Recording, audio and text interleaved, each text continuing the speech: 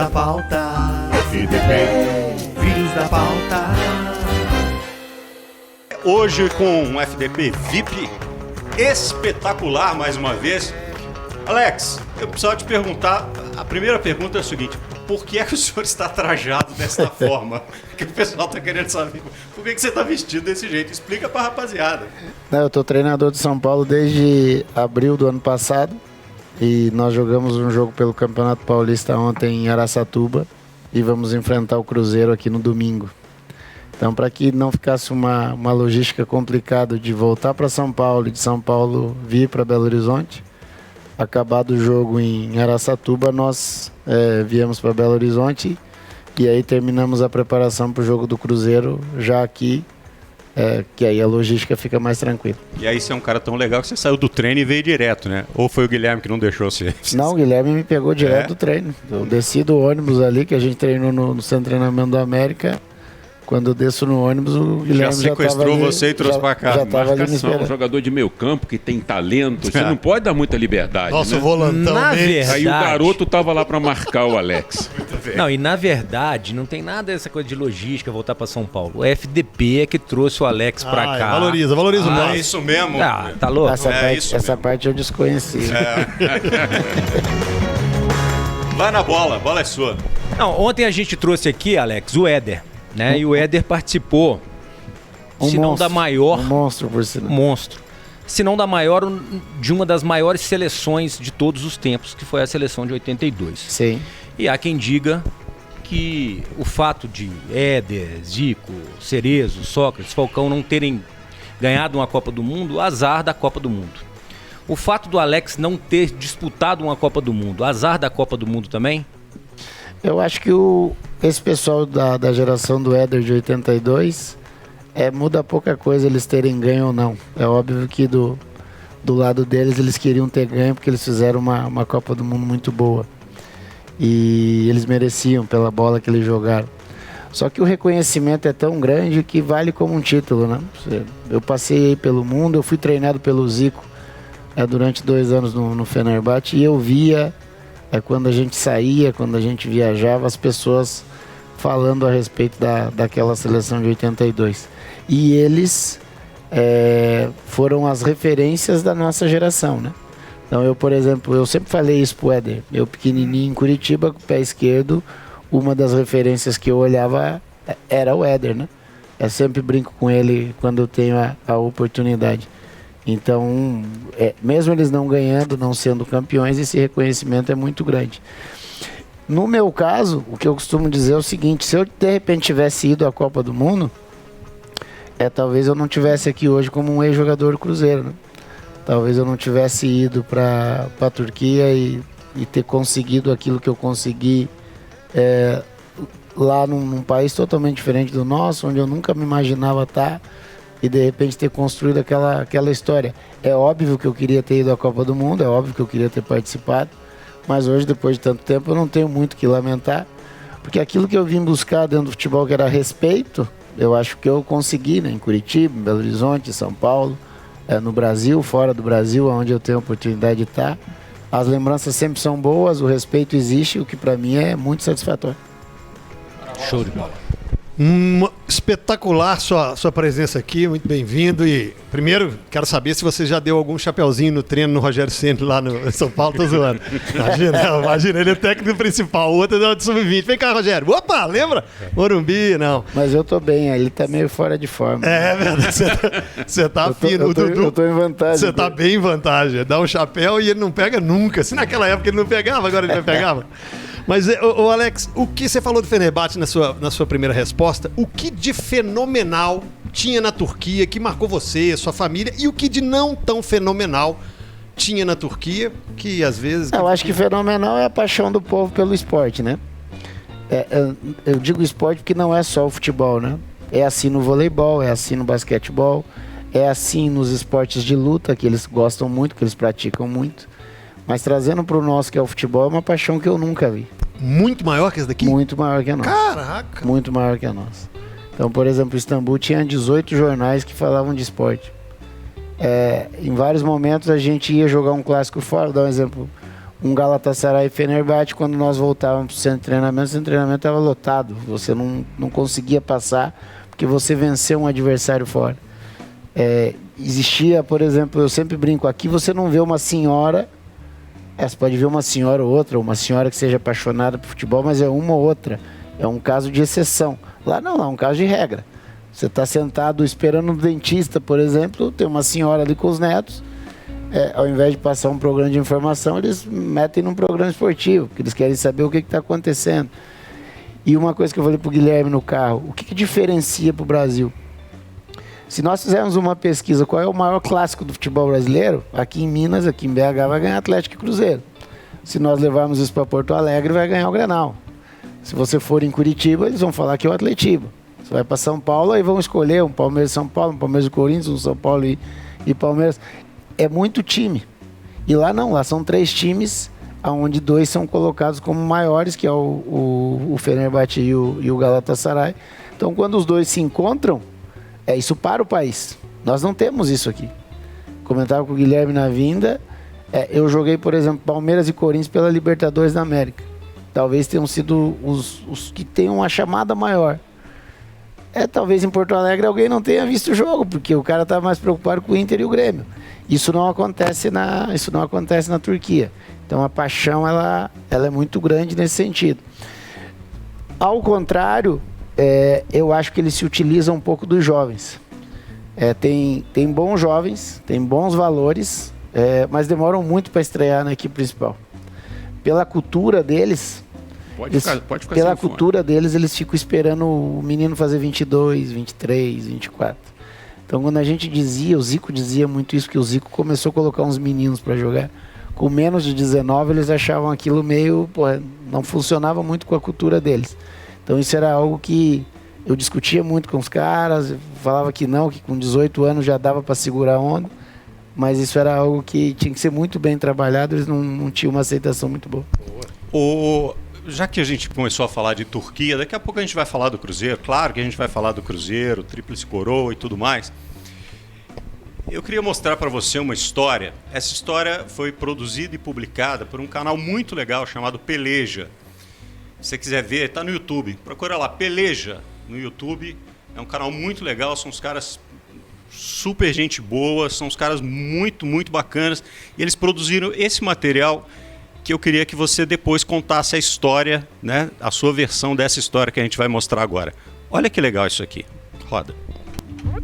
Alex jogou muito por onde passou, mas na Turquia a coisa foi além. Seja dando passes absurdos, batendo faltas perfeitas ou marcando golaços, o torcedor do Fenerbahçe só tinha olhos para uma coisa: a magia vinda dos seus pés. O Radar Peleja de hoje é sobre o amor incondicional que um torcedor pode ter pelo seu ídolo. 2004, um militar turco chamado Mural Dural andava em um campo minado e pisou em um dos explosivos escondidos numa zona de fronteira.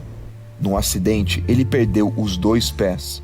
Depois de anos com uma limitação enorme na sua locomoção, ele entrou em contato com uma organização que estudava a elaboração de próteses, pois tinha uma ideia fixa na sua cabeça que envolvia seu clube do coração, Fenerbahçe, e o seu maior ídolo. Dural queria homenagear Alex de maneira inédita. Eu quero ter os pés do nosso eterno capitão. Não consigo pensar em alguém além dele. O brasileiro ficou emocionado e surpreso. Aceitei na hora. Alex já recebeu homenagens diversas na Turquia. Existe inclusive uma estátua dele em espaço público na cidade de Istambul. Mas essa foi tocante. O procedimento ocorreu como previsto e a prótese se tornou realidade. Hoje ele anda com uma cópia dos meus pés. Foi uma satisfação enorme poder ajudá-lo. O turco realizou um sonho e chegou a enviar uma mensagem emocionada ao Coritiba, agradecendo ao clube por ter revelado Alex para o mundo. Ele reforçou que, sem o coxa, o Fenerbahçe nunca teria visto Alex jogar. Agora, sempre que Alex andar por Curitiba, saberá que nós sempre andaremos com ele e que ele sempre estará andando aqui entre nós. Pelo seu caráter fora de campo e talento dentro dele, Alex é um dos brasileiros mais amados no país em que jogou. Existe demonstração de admiração mais clara que essa? Grandes jogadores escrevem grandes histórias, e elas merecem um espaço sempre aqui no Peleja. E aqui no FDP também. Muito bem!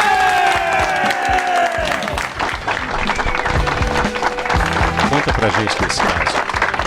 Eu tava um dia no centro de treinamento quando chegou o tradutor do time e contou a história dele, que ele estava sendo estudado por alguns professores de uma universidade turca, junto com outros professores de uma universidade americana. E a prótese que ele usava já não estava boa, já tinha se passado, já era ultrapassada. E eles tinham uma situação de fazer uma nova, mais moderna, que facilitaria para o dia a dia dele. E ele teria que escolher um modelo para fazer aquela prótese. E o modelo escolhido foram os meus pés. Só que para isso acontecer, eu precisaria passar de 4 a 6 horas com o pé ali, até aparece na imagem. É um negócio que parece uma gelatina. E eu falei, para mim não tem problema. Marque um dia que seja bom para ele, um dia que seja bom para mim. A gente se junta aqui no centro de treinamento e faça. Aí nós pegamos um dia que eu ia concentrar à noite, então eu treino e passo o dia com ele e com esses professores das duas universidades, a americana e a turca. E ali eles pedem para eu fazer alguns movimentos só com os dedos. A única coisa é que eu teria que ter paciência para ficar com o pé ali dentro daquele produto. E ali nisso a gente começou a conversar, eu contar a história do Brasil, ele contar a história dele. E depois a prótese ficou um sucesso, ele deu azar, porque meu pé é horrível, né? Mas ele tá com os meus 2 pés e facilitou o dia a dia dele, porque ele faz muita coisa caminhando, ele faz muita coisa de bicicleta e que com essa prótese nova deu uma qualidade de vida melhor para ele. Cara, que história linda, que história história linda. espetacular. Olha só, eu acho que a função do atleta, a função do ídolo, da pessoa pública é dar exemplo, né? Isso é dar exemplo, né? Isso é, de fato, emocionante. Vai na bola, Guilherme. Bom, primeiro eu preciso dar 4 abraços aqui antes que eu me esqueça, para o Marquinhos e para o Matheus Cacau, para o Felipe e para a Isadora. Em segundo lugar, eu preciso dizer que eu ainda continuo com o projeto de te transformar em um homem de televisão. Então, você me inventou na televisão, pô. Tem 20 mas eu anos preciso isso. continuar aperfeiçoando o projeto. Então, com a ajuda aqui do CJ... O que vocês inventaram dessa vez, velho? Da última vez enfiaram uma touca de chiclete com banana. Quando a gente ganha uma camisa de um grande ídolo... O que faz? A gente precisa preservar essa camisa. É verdade. Guardar com todo cuidado, Exatamente. porque ela é pro resto da vida. Pro resto da vida. Tá, já Ela sei. não pode um dia se transformar num valor para se comprar uma cobertura. Jamais. Então, me ajuda aqui, Sérgio. Cássio, cadê a camisa, Cássio? Eu vou contar essa história. O Alex não sabe. Quem viu o programa ontem sabe. O Éder mandou pra mim, quando eu era garoto, a camisa que ele jogou o jogo contra a Escócia na Copa do Mundo de 82. Com autógrafo e tal. Meu pai era jornalista e estava na Copa do Mundo. E mandou a camisa. Essa camisa ficou na minha família durante muito tempo. Primeiro comigo, depois com meu pai, depois com meu irmão. E eu não sei onde é que meu irmão guardou. Deve estar com ele. Espero que esteja com ele. Cássio, é a segunda chamada que eu tô te dando, hein? Segunda, se essa camisa não apareceu. Cássio. Eu trabalhava na televisão e o Alex jogava no Cruzeiro. Nós não trabalhamos juntos no clube. Em 2004, você foi pro Fenerbahçe? Isso. E aí um dia, o Acas, que é o assessor do Alex, me liga e falou, tem um presente para você. Nunca pedi a camisa. Então, voluntariamente, de coração, ele mandou e a camisa está guardada devidamente. Alex, não queria mesmo? Nunca tive a oportunidade de te agradecer. Você tem irmão? Você tem irmão, né? Tá aqui, ó, com o autógrafo do Alex. Essa aqui não vai virar uma cobertura, né? Não. No Lourdes. Eu não queria mesmo. Tá aqui, ó. Muito obrigado. Está guardada de todo o coração. Eu que agradeço. Cássio. E é para sempre. Tá aqui como a dedicatória do Alex. Aqui, não sei eu que agradeço por cuidar também. É um troféu. Caraca, mas agora você vai me presentear que eu preciso comprar uma cobertura. Você sabe que com essa camisa você entra na Turquia e faz o que você quiser, né? Cara, você entra em campo, né? Eu vi com essa um dia camiseta e o visto turco, você vai entrar tranquilo. Não, eu vi um dia desse uma matéria, eu acho que o Alex voltou. Você sabe o que é o Alex andando lá na rua? Você tá louco? Que isso? Que é um popstar. negócio diferente. Que popstar. Agora deixa eu fazer a pergunta. Mas por quê? Porque ele é um exemplo, né? Deixa eu te apertar um pouquinho. Mas não sei cantar.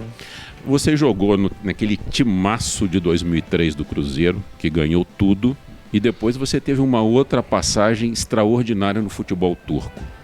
Dá para comparar as duas as duas equipes? Qual foi seu momento? Não dá, eu explico por quê. O time do Cruzeiro é o maior time que eu joguei e eu explico por quê. Quando eu chego no Fenerbahçe, o Fenerbahçe tem muito dinheiro. Então o treinador fala que é o fulano, vai lá e busca. Eu quero esse, vai lá e pega. O do Cruzeiro, quando a gente fala, eu principalmente, eu faço questão de lembrar isso. Eu volto pro Cruzeiro, eu venho em 2001, a coisa não acontece, eu tô numa briga com a justiça, jogo 15 jogos e vou embora. O Cruzeiro me manda embora e eu prometo pra mim mesmo, nunca mais volto pra BH pra jogar no Cruzeiro, nunca mais. O Luxemburgo me convence a voltar, eu volto em 2002. No final de 2002, já sabendo do calendário de 2003, que o campeonato ia ser diferente, ia ser ponto corrido, o Vanderlei começa a falar com a gente como seria o ano de 2003. E nessa, eu lembro como se fosse hoje, o Vanderlei me punha no carro, a gente ia pra Toca olhar o jogo de juniores e de juvenil. Vamos lá ver fulano, vamos lá ver Beltrano. E eu era aqui meio que um auxiliar do Vanderlei nessa história. E o Vanderlei vai buscar jogadores pontuais, mas sem dinheiro. O Cruzeiro não tinha dinheiro. Então o Cruzeiro, salvo um engano, a contratação cara que o Cruzeiro fez foi o David, que o David era artilheiro do Corinthians. Mas ele pega o Maldonado numa brecha do São Paulo. Ele pega Martinez e do Draceno no Guarani, que eram jovens. E Maurinho numa brecha no Santos. Olha os nomes que a gente vai falando, que na época eles eram meninos. O grande nome, assim, que já tinha um reconhecimento a nível nacional foi Aristizábal, que tinha jogado no São Paulo e no Santos, e no ano anterior tinha acabado com o nosso time lá na Bahia, que estava no Vitória. Então a maneira como o Vanderlei construiu o time, se vocês buscarem aí a escalação, por exemplo, da final da Copa do Brasil, o meio campo é Augusto Recife, Jardel e Wendel. Os três eram dos juniores.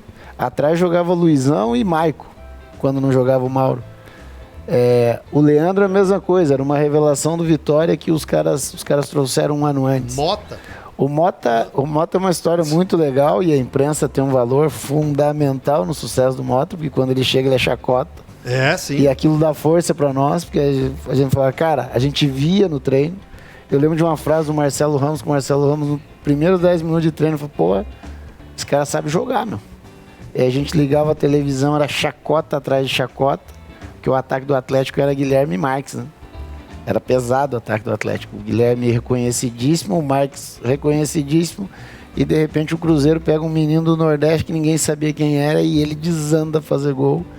E aí reverte isso. Então a maneira como se montou aquele Cruzeiro, e depois a gente passeou, a gente ganhou de todos os times do Brasil, realmente é algo que me marcou bastante. Na Turquia tinha bom time? Tinha muito bom time. Eu joguei no Palmeiras em bons times, joguei em bons times. Só que com dinheiro, com a diretoria sem se preocupar. No Palmeiras tinha a Parmalat, era uma época boa. E na Turquia tinha um mecenas atrás de mecenas que eu quero fulano, vai lá e pau. Eu quero esse aqui, vai lá e compra. Eu quero o melhor jogador turco, vai lá e compra. Então a montagem era diferente. E o mais legal é o seguinte, 2003, quando começa aquelas pesquisas que a imprensa adora, quem vai ser campeão, quem vai para Libertadores e tal, a gente aparecia lá em 11º, em 12º. Eu lembro que quando nós fomos no Morumbi, na segunda rodada, tocamos 4 no São Paulo, os caras, é um acaso, não é assim e tal. E isso durou um tempinho. Até a gente realmente ir provando jogo a jogo, que era o melhor time do país na época, e dentro do campo a gente conseguiu provar. Então a montagem do time fortalece isso. De experiente também tinha o Zinho, né? Essa história de 2000 chega depois? O Zinho, nós vamos jogar, porque os meias... Do jeito que o Vanderlei jogava, os meias pelo lado esquerdo eram Martinez, sim, o Wendel, o Sandro, que fazia lateral e fazia meia, e um outro que fazia meia por ali, o Wendel já falei, né? Então eram esses três, o Martinez rompe o cruzado lá em Campinas.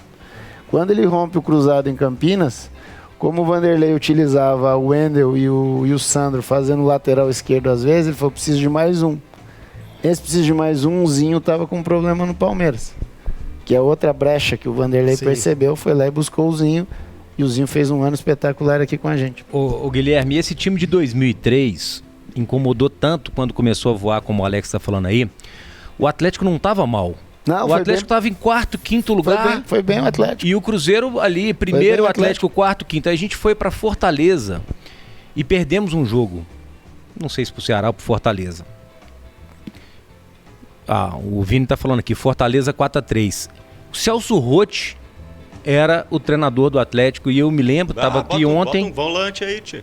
Eu, Éder e Carlos Alberto fomos ao quarto do Celso Rotti comunicar a demissão dele em quinto lugar. Porque o Cruzeiro voava e a torcida não aceitava, né? O Cruzeiro em primeiro, o Atlético em quinto, Cruzeiro em primeiro, Atlético em quarto. Celso Rotti foi demitido em quarto ou quinto lugar, não me lembro. Eu acho que foi quinto lugar. Era bonito ver aquele Cruzeiro jogar.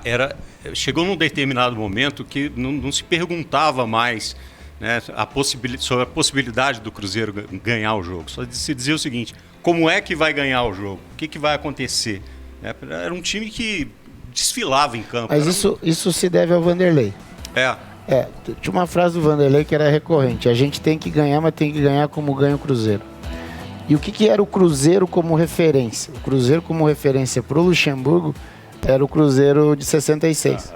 Com o Tostão. E a rapaziada, esse pessoal, eles frequentavam a Toca da Raposa. Então, sábado de manhã a gente treinava num campo e eles faziam uma peladinha, um encontro deles ali. E aí nós estamos falando de Dirceu Lopes, de Piazza, dessa rapaziada de Raul. Natal ia? Não lembro quem ia. Eu lembro muito de quem estava sempre junto com a gente, que era Raul, Dirceu Lopes e Piazza. Esses estavam sempre. Eles faziam as brincadeiras deles lá e sobrava para ir no almoço, ia no vestiário. Estavam ali sempre com a gente, dando força, empurrando e tal. E mais tinha uma galera ainda que era um pouco mais jovem, que é da época da Supercopa ali, 91, 92. Então era uma rapaziada que dava moral para aquele time. E como eu falei de início, o time era muita gente da base. Tinha muito menino que jogava ali desde infantil, juvenil, juniores. Então eles conheciam muito da força do Cruzeiro. E uma coisa que era muito legal para nós, quando nós passeávamos em Belo Horizonte, que era o seguinte: o Cruzeiro já era bicampeão da Libertadores. Só que não tinha um reconhecimento de Campeonato Brasileiro. 66 não tinha sido reconhecido. A Taça Brasil. E o que valia na cidade? O único campeão brasileiro 71. Do município é o 71 do Atlético. Então isso era batido e o Vanderlei usava muito isso. E o Vanderlei usava essa frase sempre: não, nós temos que ganhar, mas nós temos que ganhar como Cruzeiro. Nós temos que jogar como aquela rapaziada jogou. E o que vendiam para nós era a vitória em cima do Santos na final. Ninguém toca 6 no Santos à toa. Eu não era nascido. Santos de Pelé. Eu não era nascido, mais, né? Mas eu já vi esse jogo sei lá quantas vezes. E ele batia muito nisso. E a gente meio que incorporou isso e fez o ano que fez. E há quem diga que aquele time, ou parte daquele time de 2003, quebrava a noite, é verdade? É verdade. Tanto que teve um período final do primeiro turno que o Vanderlei teve que dar uma chamada, teve que dar uma ajeitada. Só que vamos lá.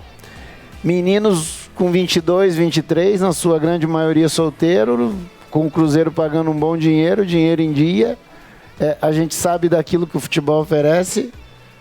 Eu brincava com eles no vestiário: vocês são feios, não acredito. Essas 5 estrelas aqui, essas 5 estrelas no peito aqui modificam vocês, acreditem nisso. Nós fomos jogar em Goiânia, teve uma reunião pesadíssima em Goiânia, no qual o Vanderlei listou. O Vanderlei sabia tudo o que acontecia em Belo Horizonte. Nesse dia a gente perde pro Goiás, 1-0, um gol do Dimba.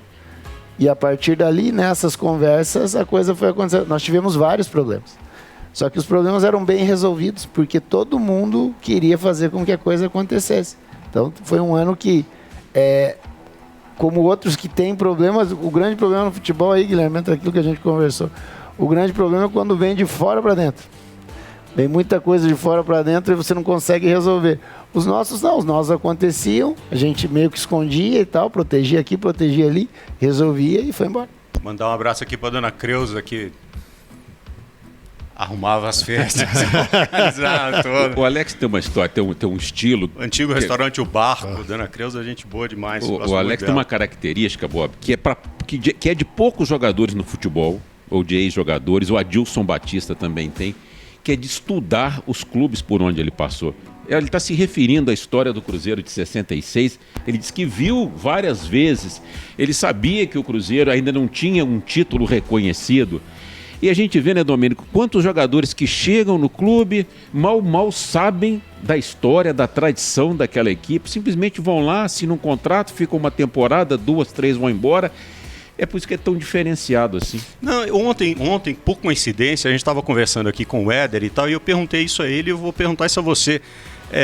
Se quando você está lá batendo bola com os meninos, se eles têm a referência, se eles falam assim, olha quem é esse cara que está chutando a bola para mim. Pô, é o Alex, não é um X qualquer. Os meninos que trabalham comigo, o mais velho nasceu em 2002. Então eles me viram jogar no final de carreira. Uhum. Mas pela velocidade da tecnologia e pelos pais, eles ouviram histórias. Eu, por exemplo, ontem nós jogamos e quem estava no jogo era o Careca, o centroavante. Uhum. O Careca apareceu para assistir o jogo. E eu faço questão de apresentar. Esse aqui é o Careca. É um dos maiores nomes que o São Paulo já teve. Mas assim, em cima do que o Guilherme falou, depende muito do momento do clube. Vou contar uma história aqui para vocês entenderem. Teve uma vez que um agente de futebol me ligou para eu convencer um jogador dele de que o Vasco da Gama do Rio era um grande clube do Brasil. Porque ele era um jovem e ele estava olhando o Vasco num momento ruim na Série B e um Vasco que não se ajustava. E aí, sentei com o menino, pedimos um almoço e aí eu tive que explicar para ele que o Vasco era tetracampeão no Brasil, que o Vasco era campeão da Libertadores, que o Vasco teve Roberto Dinamite, que o Vasco teve Romário, teve Edmundo, teve uma porrada de gente que fez com que o Vasco fosse gigante. Mas, infelizmente, muitas vezes não acontece. Eu, por exemplo, de futebol mineiro, a melhor conversa que eu tive foi com o Calil. Quando eu retorno, o Calil quer me contratar, a gente conversa um papo maravilhoso, o Calil me explica a história do Atlético de fora a fora. Eu conto os meus porquês de não querer ir pro Atlético, ele conta de jogador que era do Cruzeiro e jogou no Atlético. Cito o exemplo do Éder, cito o exemplo do Nelinho, do Luizinho, de vários outros nomes. No final eu agradeço, falei, presidente, obrigado mesmo, foi do caramba nosso papo, enriqueceu o meu conhecimento sobre futebol mineiro, mas eu acredito que eu não deva jogar no Atlético. Vou estar torcendo aqui para que tudo que isso aconteça na nossa conversa aconteça. E depois aconteceu. Eu liguei pro Calil, dei parabéns pelos títulos conquistados, porque meses antes, ele tinha dito do projeto dele que ele queria fazer. Acabou acontecendo. Então, nesse sentido, eu acho que quando você vai para um local, é interessante que você saiba o local que você está trabalhando. Né? Senão, o teu caminho fica mais difícil. Falar em referências, roda essas imagens aí da despedida do Alex. Eu queria que você falasse sobre isso. Você fez, né, tríplice coroa contra ídolos eternos. Na verdade, o Cruzeiro me liga e me oferece um jogo de despedida. Uhum. E eles estavam atrás de um adversário. Eu falei, não precisa de adversário. Nós vamos fazer um jogo, fazer uma festa no Mineirão. Traz a rapaziada para jogar com a gente, tem que ser uma rapaziada mais nova. Então você traz a rapaziada que foi campeão da Libertadores 97, que é mais próxima às idades. Olha de seu lápis aí. E no meio disso, vamos convidar o pessoal que ganhou a Taça Brasil de 66, vamos convidar a rapaziada que ganhou os títulos de Copa do Brasil e Supercopa no início da década de 90 e vamos ver como vai acontecer. Só que para nossa surpresa veio muita gente. Tô com uma lista. Veio muita gente. Teve uma hora que o ataque nosso, do adversário nosso, tinha mais de 100 anos, fácil. Se eu não estou enganado, era o Seixas de centroavante e o Natal de um lado. Carlos Alberto Seixas. Tinha mais de 100 anos, CJ, e era 4-4-2. Então... Tá o Ronaldo aqui, mas não é o Ronaldo Fenômeno, é o Ronaldo Drummond, né? Acho que era o Fenômeno não veio, o Drummond.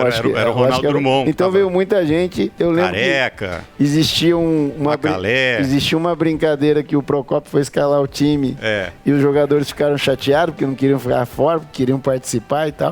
Mas realmente foi uma... A competitividade dos caras, né? Foi uma festa muito boa. Muito legal isso. Você falou de... Eu tô com os nomes aqui, né?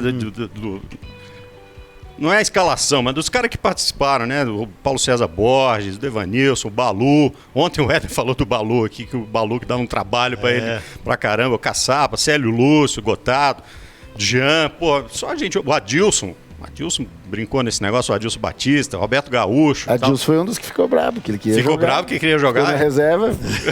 Falei, briga com o Procópio, não comigo. Não tem nada a ver com isso. Meu pai deve estar assistindo, obviamente, todos os dias. Nos dá o prazer da audiência. Um cruzeirense fanático. Seu fã. Ele teve um carro que fazia 6 km por litro. Bebia muito. Sabe qual era o apelido do carro? 6 litros por quilômetro. É, 6 quilômetros. 6? Não, 6 quilômetros. 6 quilômetros por Tô litro. enchendo seu saco, pô. Sabe qual é o apelido do carro? É. Maurinho. Maurinho. Bebia demais, mano. Bebia demais o carro dele. Mas ele tá vendo a gente lá, um abraço. Corria igual o Maurinho? Corria igual o Maurinho e bebia igual o Maurinho. Então tá ótimo, então é maravilhoso. Cara, que o Maurinho cruzava do meio de campo e fazia aquela diagonal em direção ao gol, a torcida dava aquela... Parava, né, pra ver o que ia acontecer. Ah, A jogava movimentação, cavalo, né? o Corria jeito, demais. Ele não parava. O jeito que o time... Ele não parava, né? time orgânico. Ele não parava. Queria, touro, né? queria correr o tempo todo. O Leandro do outro lado a mesma coisa. Leandro Bochecha. Era um time agradável de se ver, né? Porque o mais legal em futebol é quando as outras torcidas começam a falar do teu time. É verdade. Porque aí você percebe que você tá atingindo um nível maior, porque realmente é gostoso de ver jogar. Como todo mundo falava, Palmeiras, Parmalat, o Cruzeiro de 2003, isso é verdade. Agora, você falou sobre o Vanderlei aqui, né? E treinador, e hoje você é o treinador do Sub-20 e vai traçar uma excepcional carreira, e treinador que você parava pra ouvir e falava, caraca, se entende de bola demais, é bom ouvir, é bom aprender. Vários. Eu adoro ouvir o Paulo Autuori falando, gostava muito do Abel falando, gosto desse Abel do Palmeiras falando. Eu gostava do Tite falando, aqui no Atlético, no Corinthians, no Palmeiras, no Grêmio, no Inter. E os que eu tive, eu procurava ouvir sempre, porque o que eu penso, para um cara atingir um nível de dirigir equipes como o Cruzeiro, como o Atlético, equipes de primeira divisão, o cara tem alguma coisa para passar para quem está ouvindo, para quem está no dia a dia. Então eu sempre fui um cara muito preocupado em ouvir o que as pessoas estavam falando, principalmente se fossem abertas, né? Porque tem pessoas que, de repente, falam num fechadinho uma coisa e lá fora fala outra. Mas quando o cara é aberto e fala da mesma forma, eu acredito que dá para aprender bastante. Se não me engano, você já falou que o Vanderlei foi o melhor treinador que você teve. Para mim, disparado. Teve, né? Dos que eu tive, Vanderlei aqui, os outros bem abaixo dele.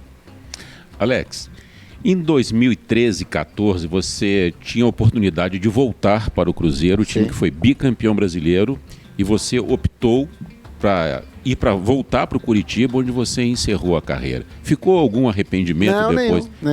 Nenhum, porque futebol é legal por isso. Quando, na época, o presidente era o Dr. Gilvana. Isso.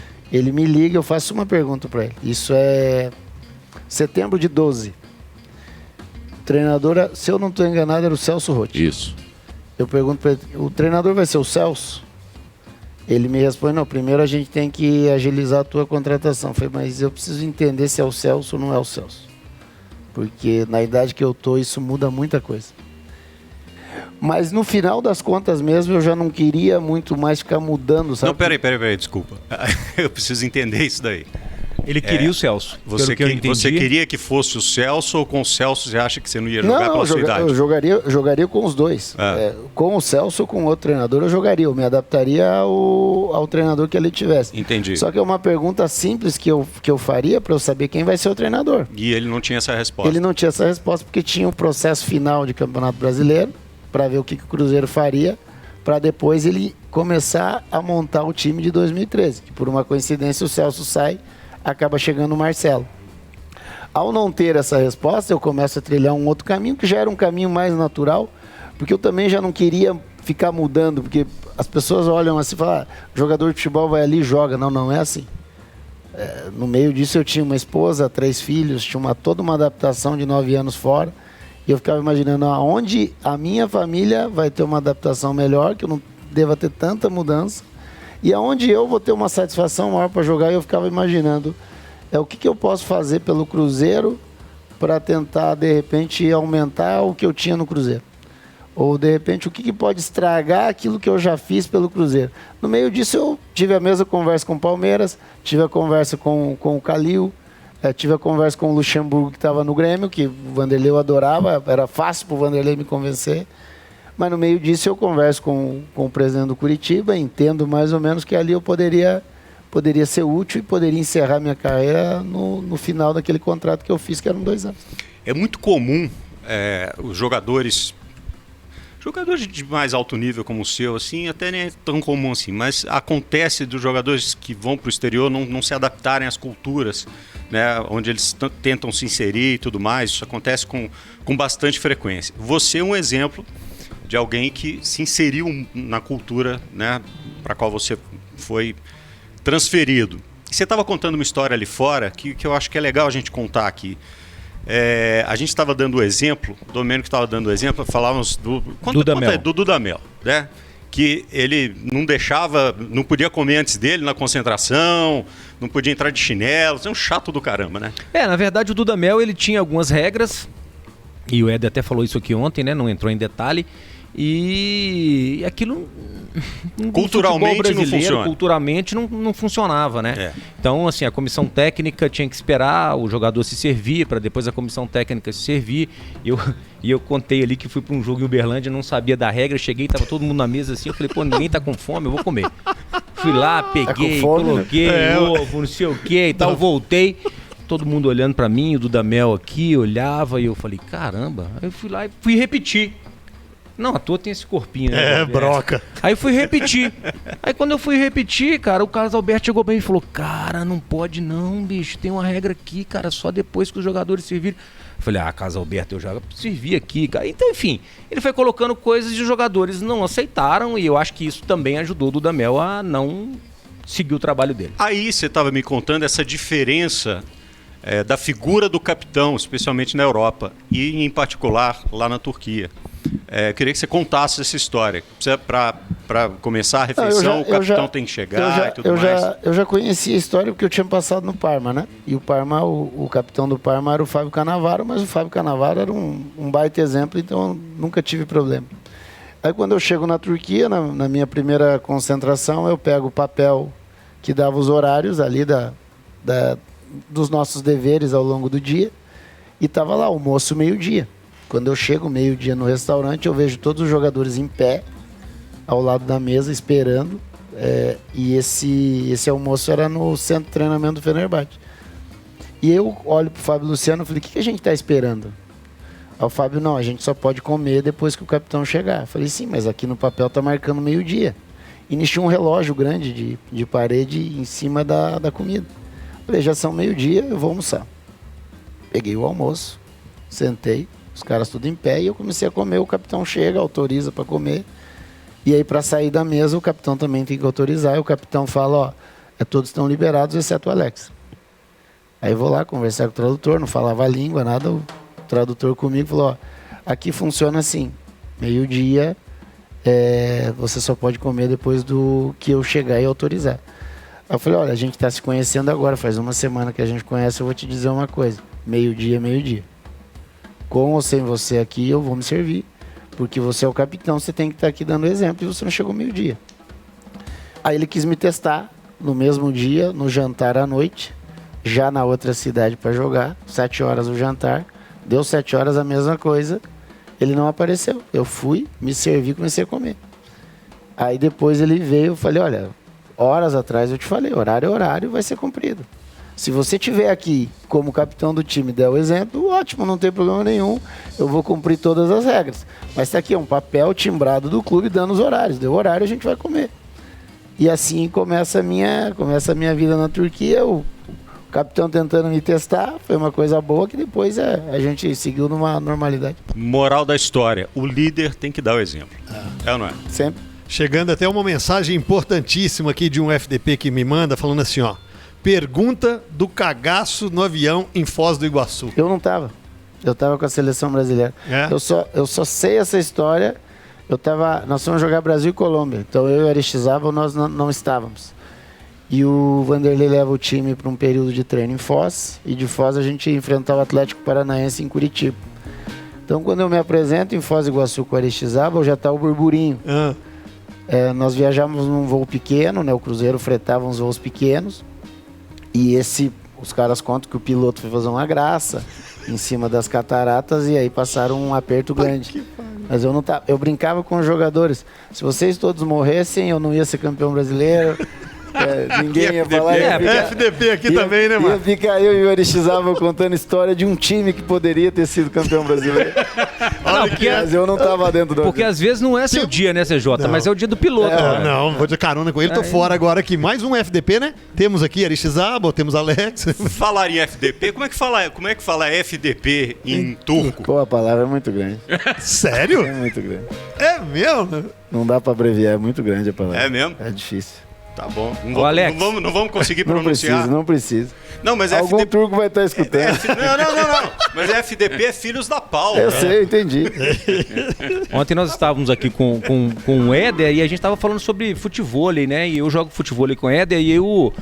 isso aí não dá, né? Não. Aí o CJ... pelo amor de Aí o CJ Deus. falou assim, Umas coisas que pô, tem que Domênico, ouvir, pelo amor né? de Deus, você jogar futevôlei com... Então eu queria dizer pra vocês três que assim como o Alex, eu comecei a minha carreira de craque na ABB de Brasília jogando futebol de salão, porque ele começou na ABB. Comecei lá em Curitiba. Lá em Curitiba. Ah, a Então, assim, diferença você vê é que aqui, ficou lá. Éder tava aí ontem. A diferença é só que eu não A sou diferença canhoto, é que a cara. Associação Atlético Banco Brasil, a sua é ABB, você não parava de beber. Continuou bebendo e bebendo até Cara, é sério. Sem controle, né? hoje. É, sem controle. Olha aqui. Que pena que a gente tem que terminar. A gente tem que terminar, daqui a pouquinho tem a Voz do Brasil. Você que nos acompanhou aqui no FDP de hoje deve ter se deliciado com as histórias, com os exemplos, com tudo que disse o Alex. E eu, pra gente encerrar, eu queria que você falasse do seu futuro. Até quando você fica com os garotos do São Paulo e depois qual a sua ideia pro ano que vem? Eu fico até o final do Campeonato Paulista, que é o último campeonato, né? O Campeonato Brasileiro acaba um pouquinho antes. Fico até o final do Campeonato Paulista, que vai até novembro. Aí eu saio, já acertei a minha situação com o clube. Termino a minha licença da CBF no próprio mês de novembro. E aí vou seguir esperando um convite para dirigir alguma equipe principal. Vai chover convite, porque... Posso me despedir do Alex? É lógico que você pode. Eu vou fazer diferente. Vai Faça. Lá, vai lá. Só não cantar tequila. Em nome de toda a torcida do Opa! muito obrigado por tudo que você fez. Eu que agradeço. Pode soltar o fone. Eu que agradeço. Obrigado pela sua passagem, pelo futebol mineiro, enquanto você fez por aqui. Que você tenha muito sucesso na sua carreira. Eu acho que o sonho de todo torcedor do Cruzeiro é que um dia você possa voltar para trabalhar de novo nessa instituição. Obrigado, Guilherme. Eu agradeço, porque tá em BH, tá no Cruzeiro, vai ser sempre prazeroso. Obrigado, Marcelo. Valeu! Notícias importantes, fontes e opiniões, entrevistas, análises e considerações, informação no fim do dia. E se o assunto tá em alta, ele tá no FDP. Filhos da pauta, FDP. filhos da pauta.